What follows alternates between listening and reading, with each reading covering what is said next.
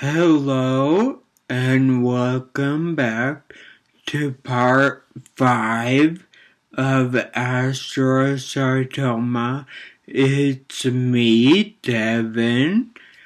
I've been taking a break for a while to kind of work myself up to doing this series of episodes because these will be quite hard for me emotionally to do.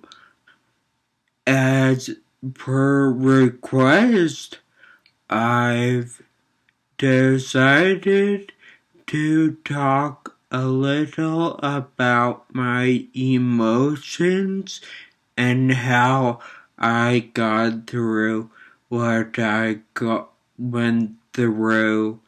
If you guys haven't watched any of my other videos, I had an astrocytoma, which is a brain tumor. I have had to learn how to walk again and talk, basically do everything all over again, including breathe, swallow. So I thought I would do multiple videos because it's very hard to sum up all of my feelings in one video that's 10 minutes or so. I never wanted any of my videos to be over 10 to 15 minutes because I know when I see videos that are longer than that, I'm like, no, I don't have time for that. So I thought I would try to make this pretty short, or make all of my videos pretty short. It would be helpful if I go over the timeline first so you can all understand better and stuff. So I found out about my tumor on a Friday. I had an MRI on a Saturday. The doctor's office was closed on Sunday. I had a doctor's appointment on Monday and surgery on Tuesday. Now, if that seems really fast, it's because it was. I only had 4 days to, first of all, get used to the fact that I had a tumor, and prepare for my surgery. I asked my neurosurgeon a couple years after what the rush was, and he said, well, we didn't know how long your body could survive with the tumor. Either you could have lived 30 years or 30 seconds. We don't know. And they didn't know because they didn't know exactly what kind of tumor it was. An astrocytoma was not even given to me on the list of possibilities, so none of us knew it was an astrocytoma. After my surgery, for probably about the first couple months, I was in denial of what had really happened.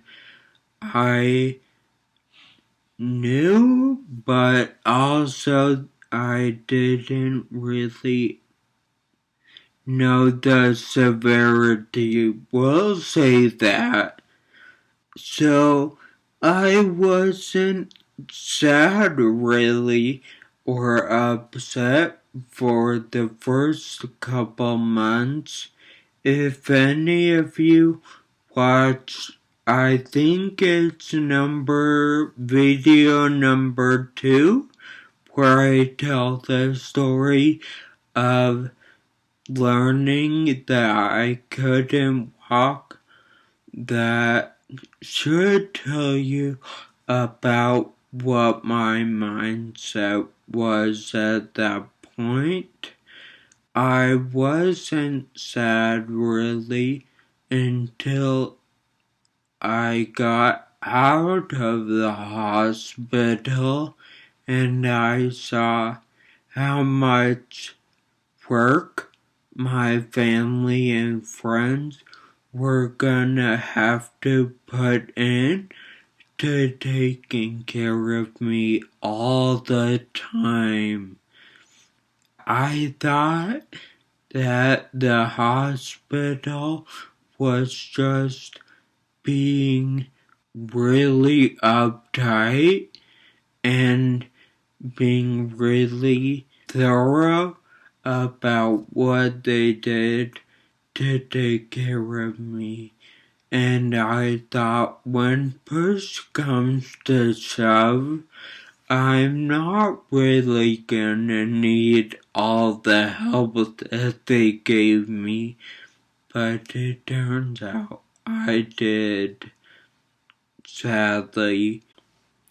Then I started to get more angry than sad.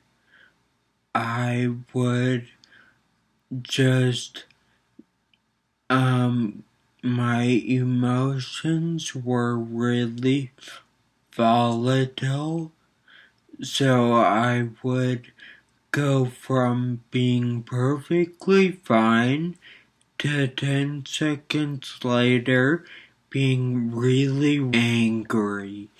It was unattractive. I realized that generally people don't want to be around people who are angry all the time. So I decided I wasn't gonna be around anyone. I would just sit all day and eat. I would take some of the candy that my mom had reserved for visitors and eat it. So then I realized that this is not the most healthy lifestyle to live, and by doing that, not only would I never get better, I would never accomplish anything with my life, which I was not okay with. So I would try every day to go out, even if it was just for like 30 minutes to get a soda, whatever it was. Anything so that I would get out of the house. I would lay in bed at night and pray. I would pray and be like, you know, this actually sucks. This isn't just inconvenient or a stumbling block in the road. This legitimately is awful. So, if this is what I can expect for the rest of my life, please just let me die and not have to go through this.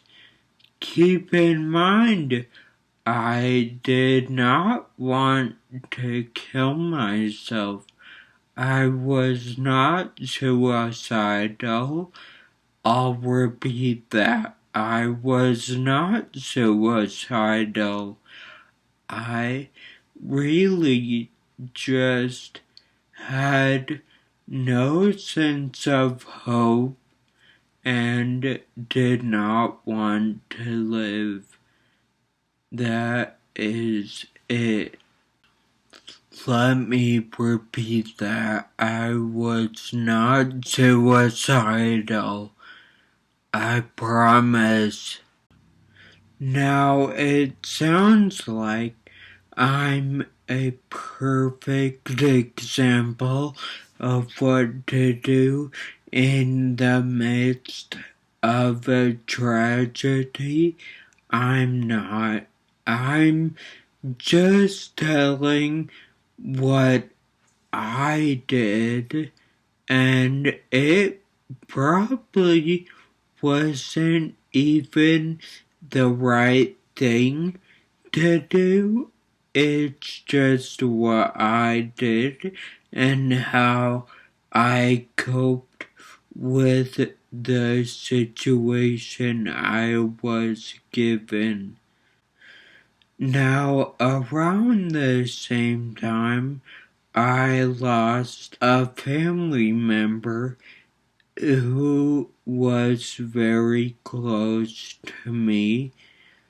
This person, I won't tell you who this is, but this person's spouse was grieving at the same time I was grieving for myself, and my mom really enjoyed making comparisons like, hey, you two have both lost something, you're both grieving.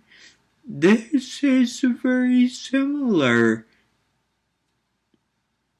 It wasn't very similar, and I would get really, really mad about it because comparing someone's spouse to part of yourself is an insult because it's not the same thing at all.